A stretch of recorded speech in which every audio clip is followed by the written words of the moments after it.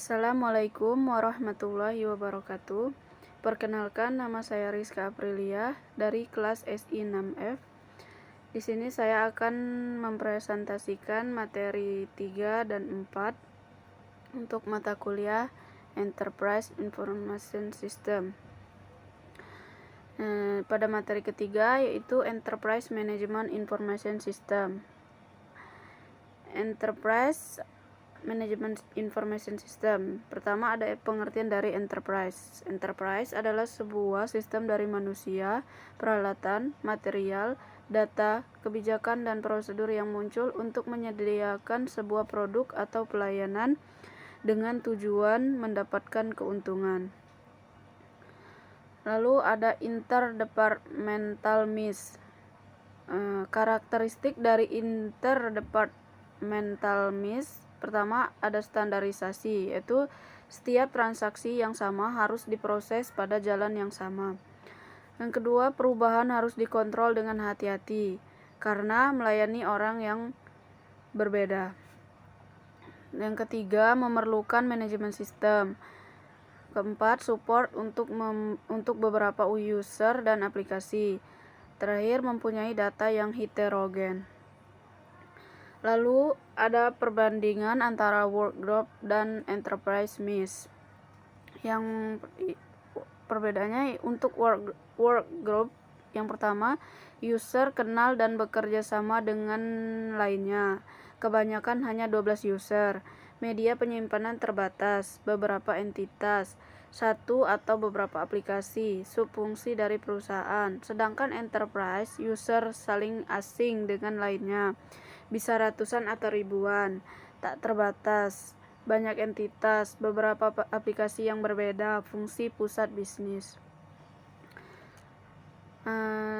Lalu dalam pengembangan Enterprise Information System ada beberapa tantangan di dalam pengembangan Enterprise MIS, perencanaan Enterprise, perubahan alami MIS. Di sini tak ada tantangan di dalam pengembangan Enterprise MIS. Pengembangan dari dalam sistem yaitu perbedaan data, perbedaan jalan dari data processing, perbedaan terminologi, perbedaan tujuan, perbedaan tipe keinginan sistem, perbedaan tingkat kepentingan, kompetisi antar departemen. Lalu dari dalam, sekarang dari luar. Pengembangan dari luar sistem. Tantangannya yaitu kemungkinan kejanggalan interface sistem, data yang diperlukan dari sistem yang lain mungkin tidak tersedia, kompetisi proyek untuk pengembangan uang dan personal, pengembangan khusus mungkin diperlukan, kompetisi antar departemen, konflik dengan departemen MIS. Lalu ada perencanaan enterprise MIS, perencanaan top down vs bottom up. Untuk top down, mulai dengan sebuah analisis dari semua kegiatan bisnis umum dan menurun ke sistem yang lebih khusus. Sedangkan bottom up, mulai dengan keperluan sistem khusus, mengembangkan keperluan untuk sistem dan sistem lain pada level yang sama dan bekerja naik ke sebuah sistem yang terintegrasi. Baiklah, itu untuk materi 3. Selanjutnya lanjut ke materi 4, yaitu ada jenis sistem informasi. Berklasifikasi sistem informasi didasarkan pada yang pertama ada level organisasi, area fungsional, aktivitas manajemen, dan arsitektur sistem informasi. Untuk sistem informasi menurut level organisasi ada sistem informasi departemen, yaitu sistem informasi departemen itu adalah sistem informasi yang hanya digunakan dalam sebuah departemen. Contohnya sistem informasi SDM. Lalu yang kedua sistem informasi perusahaan atau Enterprise Information System, yaitu suatu sistem berbasis komputer yang dapat melakukan semua tugas akuntansi standar bagi semua unit organisasi secara terintegrasi dan terkoordinasi. Contohnya, sistem informasi perguruan tinggi. Lalu yang ketiga ada sistem informasi antar organisasi. Kadang-kadang disebut sistem informasi antar organisasi adalah suatu kombinasi perusahaan-perusahaan yang terkait sehingga mereka berfungsi sebagai suatu sistem tunggal yang bekerja sama untuk mencapai suatu tujuan bersama. Contohnya e-commerce. Lanjut ke sistem informasi fungsional.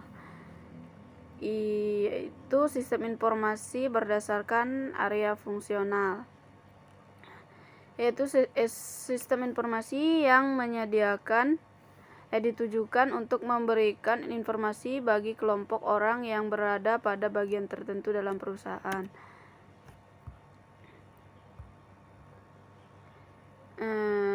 Untuk sistem informasi berdasarkan fungsional itu ada 5. Pertama, sistem informasi akuntansi.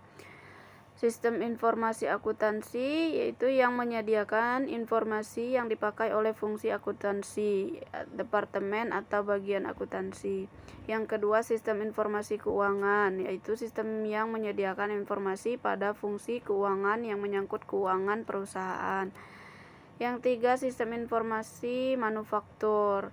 Sistem informasi yang bekerja sama dengan sistem informasi lain untuk mendukung manajemen perusahaan atau perencanaan maupun pengendalian dalam menyelesaikan masalah yang berhubungan dengan produk atau jasa yang dihasilkan. Lalu yang keempat itu sistem informasi pemasaran, yaitu sistem yang menyediakan informasi yang dipakai oleh fungsi pemasaran. Dan yang terakhir sistem informasi SDM, yaitu sistem informasi yang menyediakan informasi yang dipakai oleh fungsi personalia. Lalu sistem informasi berdasarkan arsitektur sistem yang ada 4, yaitu sistem informasi pengetahuan, operasional, manajerial, strategis. Nah, untuk sistem informasi pengetahuan yaitu sistem informasi yang mendukung aktivitas pekerja berpengetahuan. Sistem seperti ES dan OAS termasuk dalam kategori ini.